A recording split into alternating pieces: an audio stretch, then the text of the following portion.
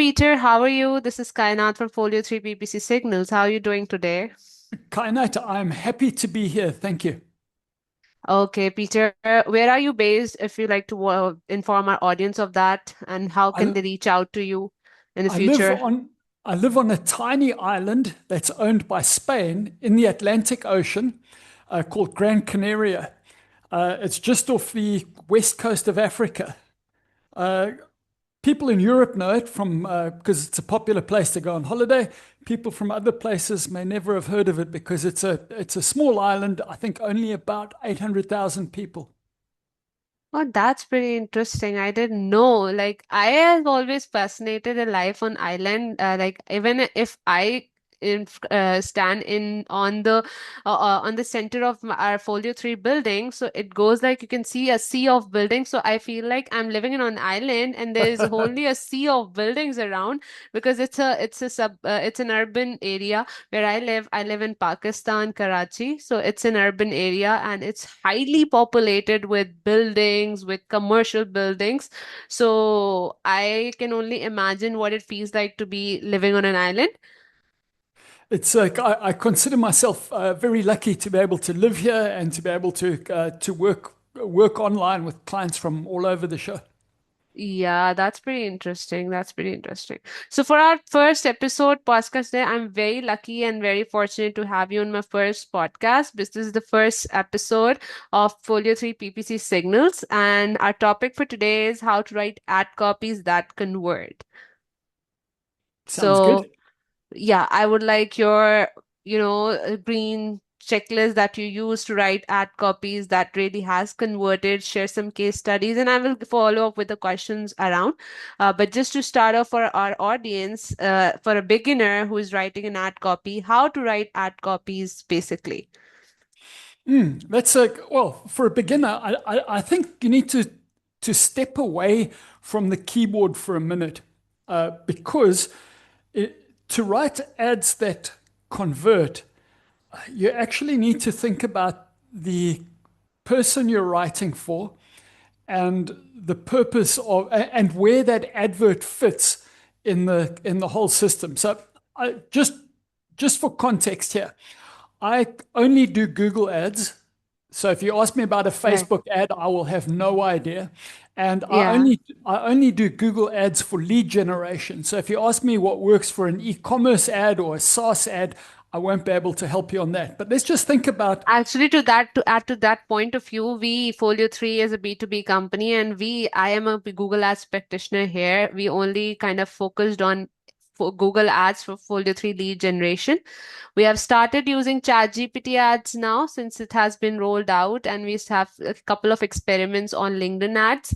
So for B2B lead gen, but happy to hear you all about the Google Ads ad copies.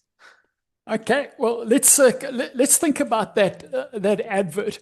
You've got on the one side of the system, you've got a stranger. They might be a potential customer. On the other side, you've got the business that is looking for a customer, and so you need to make a bridge between the potential customer and the business. And usually, that bridge is in my mind, that bridge is made up of two parts. The first part is the ad copy, and the second part is the landing page. And so Right. both of those need to be in alignment in order for that person to be able to complete their journey. They search Google, they see something, they see an ad copy that's attractive, and we'll look into what makes that ad copy attractive now in a few minutes. And then once they've clicked on that ad, they need to see the rest of the process, that landing page. Does that make sense so far? Yeah, yeah, it does. It make totally sense. The relevance game that you're trying to highlight here, I completely get it. That the relevance has to be there with that ad copies and the landing page, and then the landing page has to actually give what the copy has claimed. But you mentioned that it has to complete the process. So the That's right. completing the process is leading them to action because they have already clicked on your ad copy now. Yeah, the advert makes a promise, the landing page fulfills that promise. So let's think about what somebody, what makes what makes an ad get somebody to the landing page? Probably the easiest thing to think about, or the easiest way to work this is to think about an actual business. Can can we consider, for example, an immigration lawyer? I've got quite a few clients who do that sort of thing. Is that okay? Yeah, yeah, that's all right. Okay, so somebody goes onto Google and they might type in something like immigration lawyer, for example, or they might type in student visa lawyer. Mm-hmm. Both of those would be a good fit for our immigration lawyer. But let's look at what would be the most attractive to the person. So somebody who types in immigration lawyer, that advert has to say something like, yes, we are an immigration lawyer. Click us because this is an immigration lawyer business. Mm-hmm. If that advert said student visa lawyer in response to an immigration lawyer search, the chances are that somebody would the chances of them clicking would be lower because Mm-hmm. it doesn't match what they're looking for. Mm-hmm. That's right. And it works in the other way around as well. If somebody typed in student visa lawyer and they saw an ad that said immigration lawyer, that is almost there, but it's not as nearly as effective as if that advert said, yes, we're a student visa lawyer, even if the law firm could actually do any kind of immigration law. Mm-hmm. So you're saying that the keyword, the search term has to match the ad copy. So that if it's immigration visa lawyer, the ad copy has to say immigration visa lawyer for a person to have that relevance. Like this is for me sort of aha moment. Yeah, that's exactly right. You've got to maintain that relevance. And then to complete the relevance, when somebody clicks on an immigration lawyer landing page, they should go on to the landing page to say, we're an immigration lawyer. We can help you with work visas, student visas, investment visas, passport, whatever it is. But when somebody Yeah, clicks on the student visa advert, they should get to a landing page that says, we help with student visas. only the student visas. Yeah, that's Yeah. right, because that's what the person is most interested in. So you've got this chain of relevance between the search, the ad copy, the landing page, and that's when you're most likely to get a conversion. Right, right, right, right. But So, if we talk about that, Google already has its, the Google tells you that if your quality score is good, because quality score is made up on the relevance, the ad relevance, the landing page relevance, and your CTR expected CTR.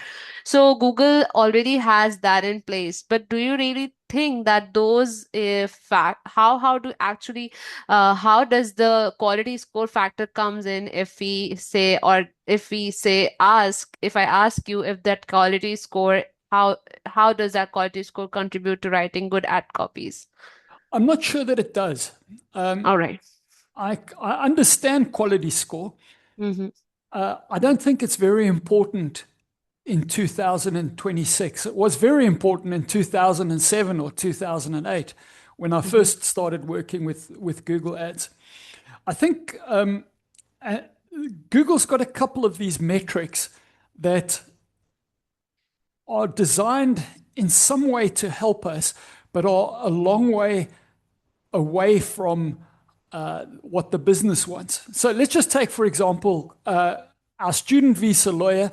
We show an ad, student visa, in response to that search, and we get a good conversion rate, and we're getting good quality leads at a very nice cost per lead.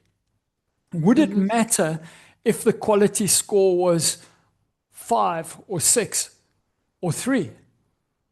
I mean, if the cost per lead is high and I'm not maintaining the quality score, then the Google theory would be that you're since your quality score is so low, you're paying high for each lead. Your CPCs are high. So, that's what we have understood from the theory of quality score, because I've started practicing Google Ads since like past last 3 to 4 years. And since I've started, I've understood that this is the theory that Google teaches Google Ads practitioners. So how we can take that into factor? As I said before, I don't really think that quality score is a very important metric. So Mm-hmm. let's just say, for instance, you decided that, okay, so now we've got a Google ad that's performing well. It's generating leads, Yeah. it's generating good quality leads, and the business is turning those into customers or clients. If the quality score on that lead was 4, would Yeah. you, or sorry, if the quality score on the keyword student visa lawyer was 4, would you turn that off because it had a low quality score? I think I mean, not. if you have good conversions, you would not. Exactly. And Yeah. if you decided, okay, I'm worried about the quality score, let me try and change the advert. You could make Yeah. some change to the ad, you could make some change to the landing page, you could make, and between those, they might change the quality score. But you can never go back and say, I put this headline in the on the landing page, and because I did that, it caused the quality score to change. There's no direct link between what you do and the quality score changing sometime later.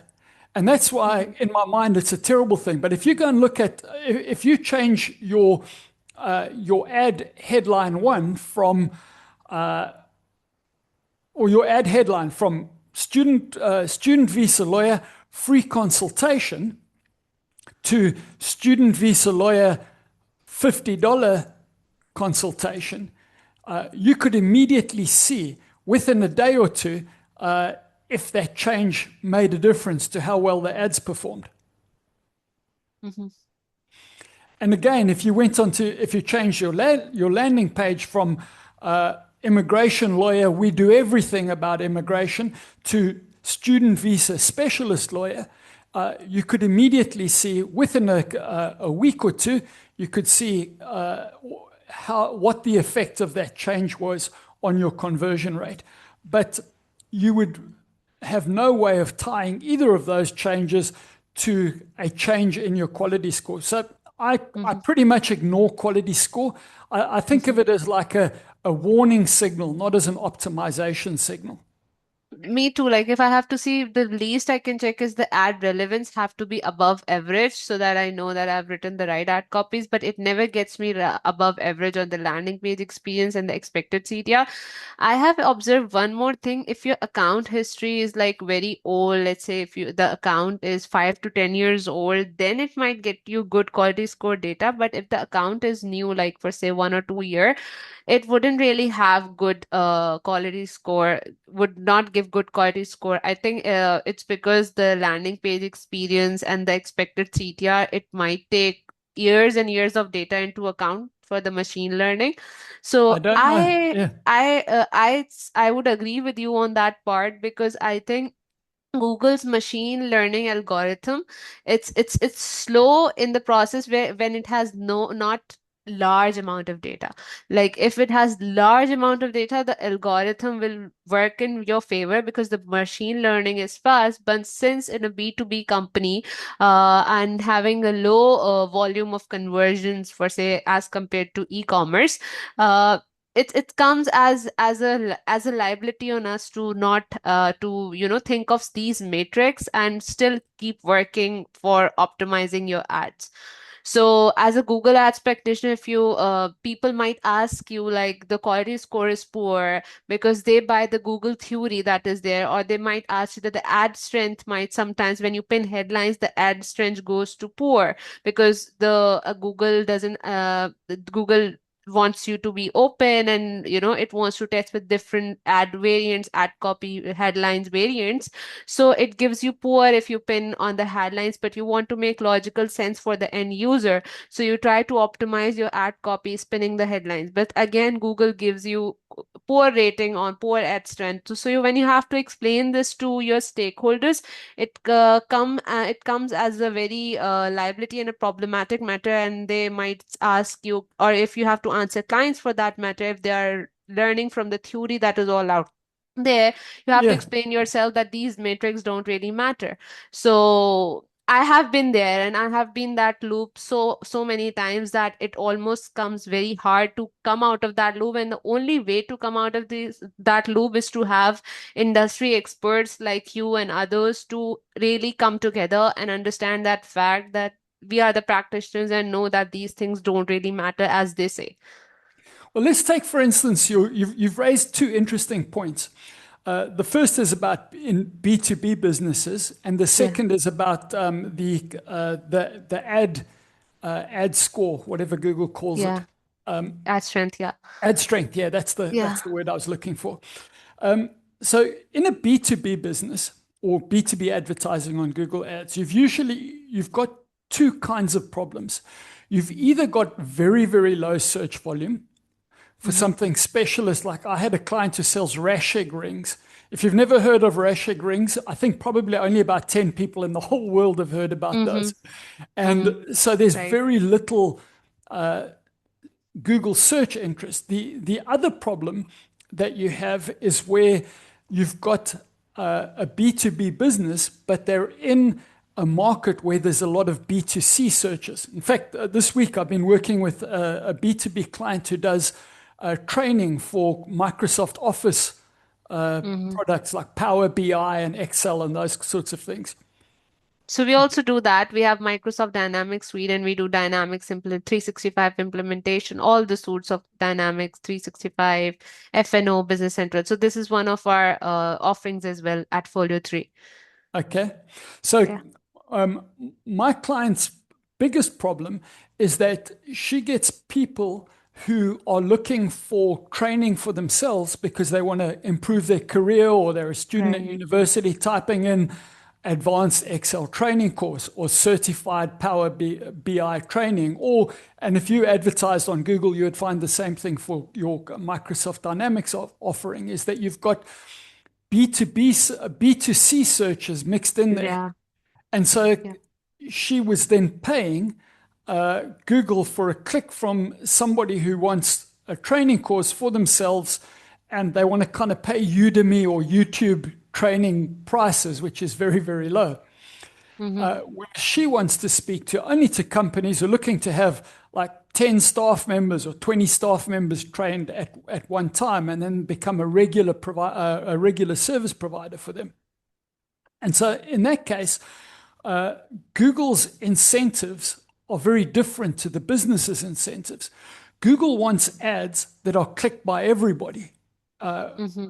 and which is why they have the system, which is your ad strength, which is designed to get people to make ads which get clicked by everybody, Mm-hmm. because Google can mix and match those headlines and the description lines and come up with an ad that looks great to a student sitting at their computer, or an unemployed person sitting at their computer wondering, how can I get an Excel certificate so I can get a job?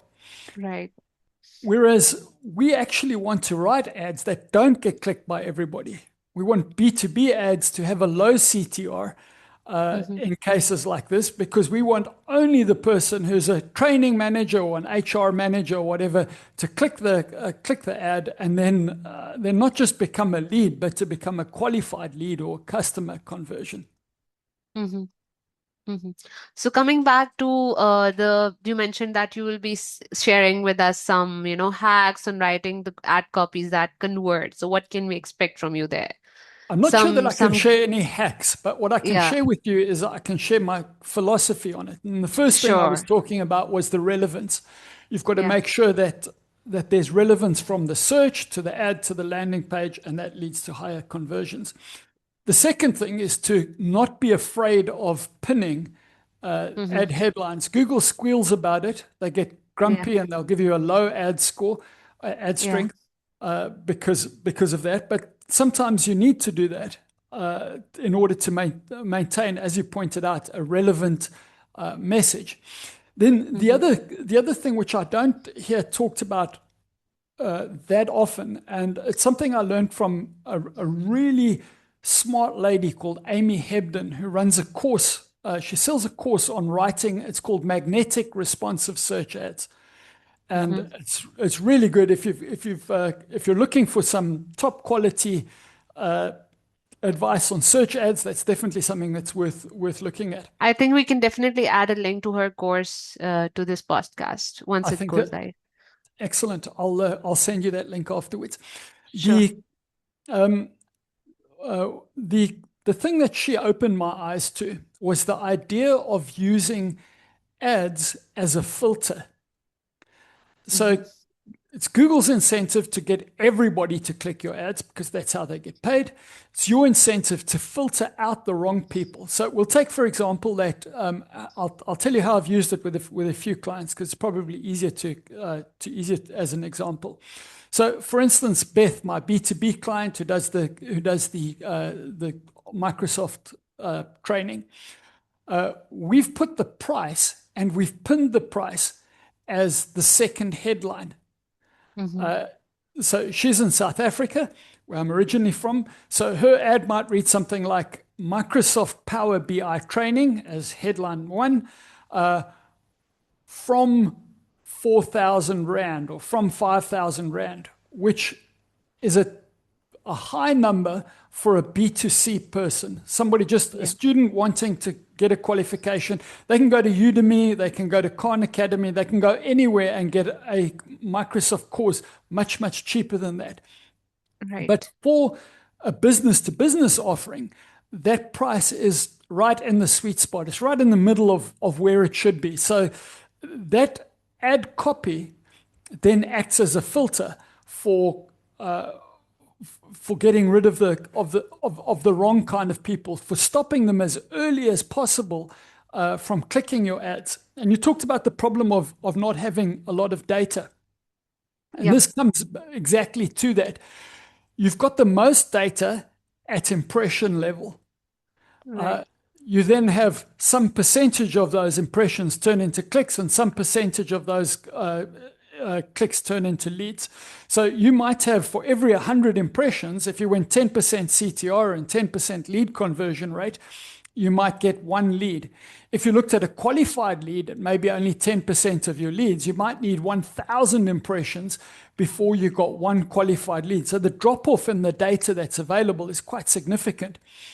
So That's right. if you use your ad copy as your first layer of filtering and as your first signal to Google by saying people see that ad, 5,000 Rand for a training course, and they don't click it, you're already starting to send Google a signal. It's not a conversion signal, but it's already some sort of signal. And then Google will stop showing your ads to people who don't click it because obviously they don't make any money out of that. Yeah. And I've done this with pricing. It's a good filter from something. I've used it with B2B, as I've also used it with a client who makes high-end custom furniture. Mm-hmm. So you get people who've got, they think, oh, it'd be nice to have a custom dining table, and they look at the internet, they look at what they can buy on Amazon or IKEA, and then they get that idea in their mind of what a custom table costs. Whereas you could add another zero or another two zeros for the kinds of tables that he makes. And so we pinned the price, custom dining tables from £4,000. He's in London. For the kind of customers that he wants, that £4,000 for a dining table, it's not a scary number. They're happy to pay that. For somebody who's got the budget to spend £100 on an IKEA table, they don't even click his ads. And I've done that Right. with other things. For a valve supplier, we put the valve size. We sell valves from 150 millimeters upwards, and that stops all of the people who are looking for some sort of plumbing fixture for their house. So if I was to leave any kind of tip or hack, I hate using that word, but any kind of hack would be use the I ad think the copy right as a trait, filter. if we can't use the word hack, the right trait to actually write a good ad. Yeah, that's a Yeah, thanks, Kainat. You've got the word exactly right over there. Um, what else are we thinking about as far as writing good ads? Well, let's think about what makes an offer attractive. yeah, Risk reduction.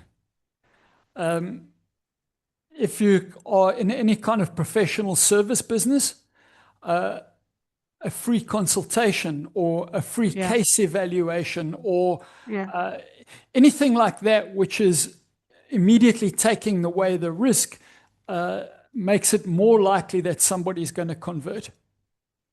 Right. So this risk has to be translated in the ad copy as well as on the landing page, because I see in when you write the landing page, you might try writing different CTAs, but that you get a free demo or it can't be if you're the main ad copy said that get a free consultation, it shouldn't be then converted into get a free demo, although it's just a word, but it completely changes the context of an offer.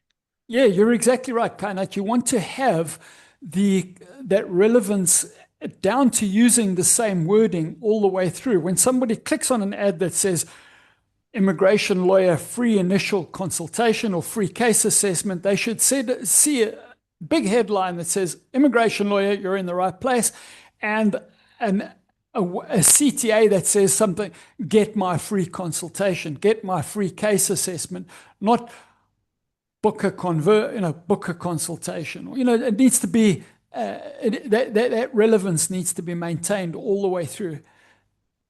That's there. Also, like, if I ask you if you have any formula of writing ad copies for our audience, because I like to go it with the formula so that there is, my work can stand out. I will know that this is the ad copy that I have written, because now you have access to all the GPT tools and Chat GPT, Gemini, Claude, and you Mhm. can get ad copies written from each of one of them. But it should not lose the originality of a person. So I like to teach my GPTs on the fact that I want to write my ad copies based on the pain, solution, and the value that I'm trying to give to the to people. If I ask you, Peter, what is your formula for writing ad copies, and maybe you have converted them into some sort of a custom GPT, because I like to train my GPT that way and utilize it that way. Yeah. Okay. So I do have a formula for writing ad copy. Uh, I developed this formula years and years ago when I had humans that did all the ad writing Right. instead of GPTs. Yeah. And so the formula is, so I'm just thinking about a typical Google ads over here now. You've got Yeah. space for 3 headlines and 2 description lines. Yeah. Those are uh, and of those, uh, if you're on mobile, only 2 headlines will show and only 2 description lines will show. So I want to I base my ad writing off those 4 things. I think of the third headline as a bonus because it doesn't always show as a headline, and so it's not always as prominent. So the first headline one is I want to tell the person that this ad matches what they were looking for. Right. And so it's usually some variation of the keyword. So Yeah. if the most searched for keyword, the one with the highest volume in an ad group is, we'll go back to immigration lawyer and student visa, is something like student visa lawyer.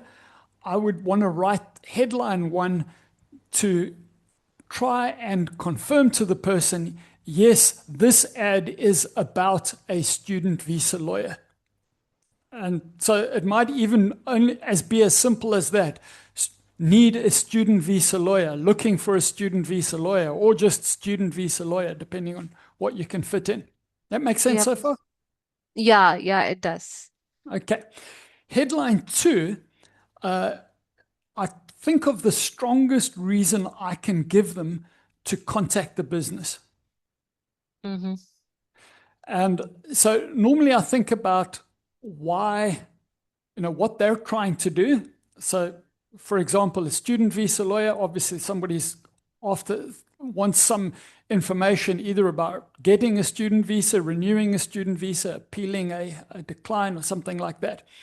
And so the next the strongest step that they can take to getting what they want would be to speak to a lawyer. And so that might be an offer of a free consultation. If it's for something like a home service business, say for instance a gutter installation company, Mm-hmm. how does the person searched for aluminium gutter installation, aluminium gutter contractor? We can show them how do they then get to having gutters on their house?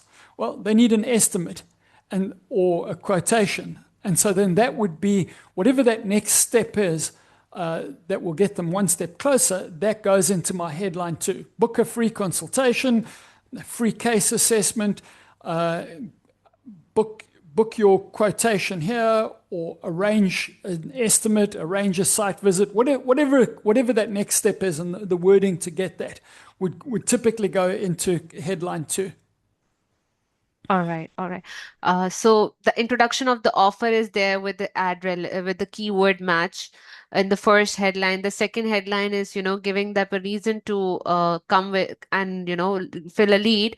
And you mentioned that you like to keep third headline as a bonus. So what would you prefer there? Well, that would be some sort of reason that they should start to trust this business as opposed to any other business. So, for example, it might be for one of my clients, he offers a 50-year guarantee or 50-year warranty on the aluminium gutters that he installs. Mm-hmm. Another one of my clients they've been in business for 35 years, and they've won more than 50,000 cases. And so we use those kinds of claims in headline three that, yeah, these guys really know what they're doing. I don't think So that that's, carry on.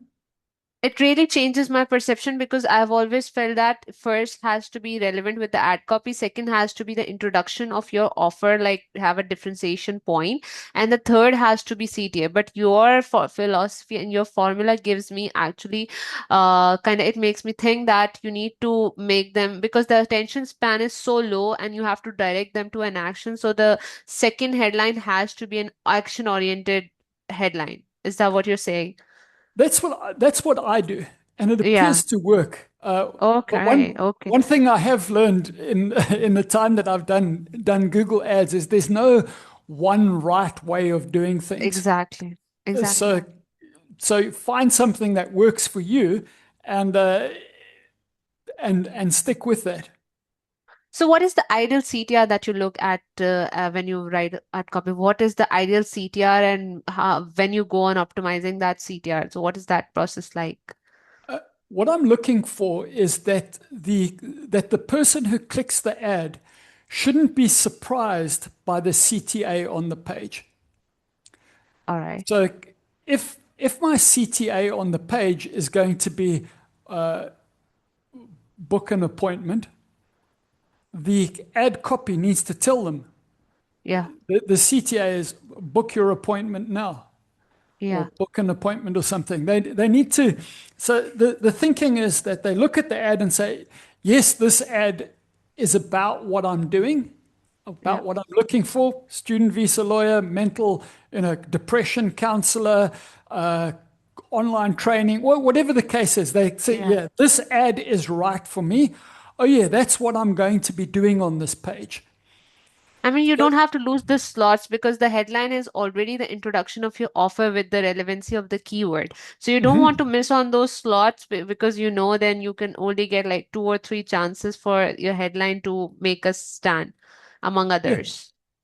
yeah. So that's the formula that works. And then once you've got those two things, the description is, in my mind, it's supporting material, but it's far less Yeah, important because it's gray, it's got low contrast, it's written exactly. in small lines, I don't even know Exactly. if anybody ever reads the thing. Exactly. Yeah. Yeah. You might just skim it. That's why we have call outs and structured snippets. So Yeah, you would not read it completely. And even the Google truncates the description many times I have seen with the ad copies. So the only thing that makes sense is structured snippets and the call outs. yeah, Or and and the site links. Site links yeah, make a huge difference, and site links are very prominent on the ad copy in the ad copy as well. yeah, they are. In fact, I was auditing an account yesterday for a new client, and I found something very disturbing, which was that he hadn't disabled the auto-generated site links. I forget the exact term that Google uses. Uh-huh. It's one, and so what was happening is that Google was generating site links to all sorts of pages and paying for clicks from a lot of the for those pages, but they were absolutely wrong for the person that was searching. So in this case, this particular client is a specialist dentist, orthodontist. They put those clear Invisalign braces. You know what I'm talking Yeah, about? yeah, yeah, Yeah. yeah, yeah, And one of the pages on their website is for other dentists who don't specialize in that to refer a patient yeah. to them, and almost no search traffic about Invisalign is from a dentist saying, I'm looking for a specialist orthodontist to refer patients to. 99.9% of that is for somebody looking for Invisalign for their children. 0.1% is adults looking for Invisalign, and 0.0001% is a dentist looking for another dentist.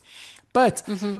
because they'd allowed Google to automatically make these site links, the page for a dentist to fill in this long form to refer a patient was being shown very prominently, getting clicked very prominently, but obviously not converting because somebody would get on there and think, no, I'm not a dentist. Why am I here? I'm looking for Invisalign for myself.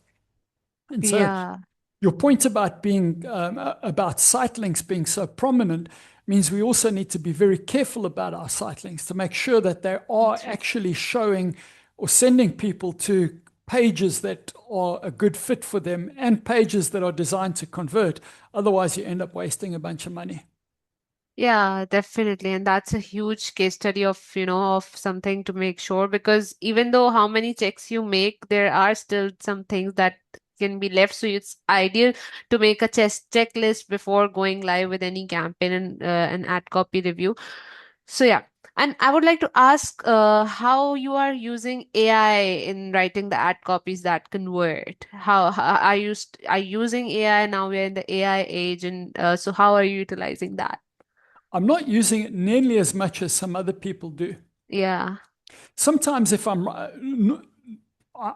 got a fairly structured process for finding out the kind of information that I need to write ad copy. And right. so, what that process, I use AI in that process. So, Even the Google also suggests the ad copies when you're writing it. So, like, do you utilize that? Do you utilize those ad copies? Because sometimes they do make sense, sometimes they don't. yeah, very, very seldom do I Yeah, use that. In fact, I write all of the ad copy away from Google's interface and only right. upload it when it's ready to go, when I'm happy with it, because I find that interface is really annoying. It's slow, it's buggy, and as you pointed out, it's got all of this AI that keeps interrupting my ad flow with useful Exactly. suggestions, which I then have Exactly. to filter through. So Exactly. I do, to come back to your question about AI, I am using AI to help me figure out what questions I should be asking my clients Mm-hmm. when I'm talking about their business, because although I run, generating a lead in Google Ads is pretty much the same for any kind of business. Knowing what's important and knowing what kind of questions to ask my clients is heavily dependent on what the business they're in.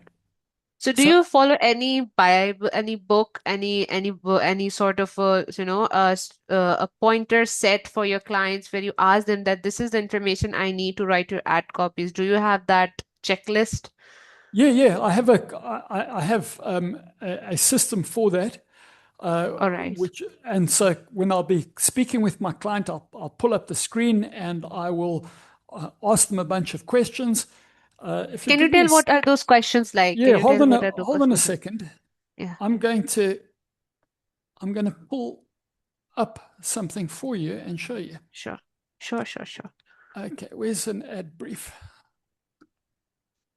Okay. This is very nice that we are getting into the first-hand information and real practical ways of doing it, even asking question with clients, because I do face this problem a lot when I don't have enough product knowledge. So I ask ChatGPT or Gemini for that matter, or Claude, Mhm. that what is the pain point of my of a person who might be looking this service. So I ask AI these questions. So I'm also like person who doesn't want to write let AI write all the ad copies. Instead, I would like to ask questions that would help me answer those in my headlines. Yeah, you want to get the best of your knowledge plus the Exactly. AI's help. If you let Yeah. me share screen, I try to share, Sure. but it said I can't because you're sharing. I will pause it and I will let you share it. Okay, let me try that. Uh, okay, Yep, I could. can you Yeah, see my I screen over here? yeah, I can. Okay, this is the tool that I use for managing all of my Google ads. You talked about a checklist. You can see here's a whole long checklist That's great. of what I need to do. Because without a checklist, you can forget something. But here we You are. can definitely. This is the tool that I use for building an ad brief. Now, I spoke previously about Amy Hebden's course on ad copywriting. She introduced me to this concept, and I've expanded it to sort there. So Into a um, checklist. yeah, well, not a checklist into these questions. So this is for a client I recently took on. They help people who would otherwise be inadmissible to come to Canada to be admitted to Canada, either as visits or visitors or as as residents. And so, what I do to start this process, And uh, this is the questionnaire that you take for all of your clients. I mean, this is standard one. this is the standard questionnaire, and Okay. then AI fills in these answers for me because sometimes it's very hard for a client to actually to start from a blank slate. So then I'll say, Yeah. but these what you're seeing is the actual answers that were initially they came from AI, Right. but then I've now in my discussion with the client, Yeah. uh, I've now refined these things, and these then become Right. the basis of which I write my ad copy around. So we're looking Right. for, in this case, it's somebody who's got a criminal conviction. They want to visit or immigrate to Canada, and so our ad copy is based something along the lines of got a criminal conviction and want to visit Canada, or got a DUI or whatever it is based on the keywords. But we know that these we know who these ads are for. Right. That's great. That's great. That's looking pretty nice actually. And I hope I'm hoping that it covers so much that you might not need then the help of AI to even write ad copies, because now you are so knowledged on the fact that you have so much knowledge and you can utilize it yourself. So this is Yeah, great. This is pretty great. I'm I just gonna mean, I'll just scroll this is slowly. phenomenal. Sorry, Kainat, I interrupted you there. No, no, I was just saying this is phenomenal. This is very nice checklist. The questions that you have pulled up here. Yeah, I'm just going to scroll slowly through those Mhm. questions so that if there's anybody who's watching this wants that, if you do want a Yeah, copy of these questions, yeah, and anybody's welcome to just contact me if you put my contact details definitely, on that. definitely. We will put your, Mhm. your LinkedIn and everywhere where we can. That brings me to a question. Where can we reach out to you if we have to in the future, the audience? Okay, probably the best way to contact me is via my website at Yeah. petebowen.com. Okay. And I, uh, I wrote this book called Profitable Google Ads. Hmm. And I would if really want to have that access to that book. okay, I'll Can tell I you get how it to get shipped? Oh, access. can I get it? Because I like to read hardcover. Can I get it shipped to Pakistan, I, Karachi? I might be able to. After this, send me your send me your shipping address, and I will see if the book publisher is able to get it delivered to you there. If you can't get a Definitely. if you can't get a copy, you can download a free copy from the front page of my website, and this will come down as Kindle or whatever kind of book reader Yeah. you use. Anyway, we're Yeah. not here to talk about me. Let's have a look at those It questions was again. about you. It was about to get into your expertise, and since that is what we are looking at right now, so I'm very amazed of how great work you are doing right there. So it's phenomenal. Any last things for our audience to share? One takeaway, big One takeaway on writing the ad copies that convert.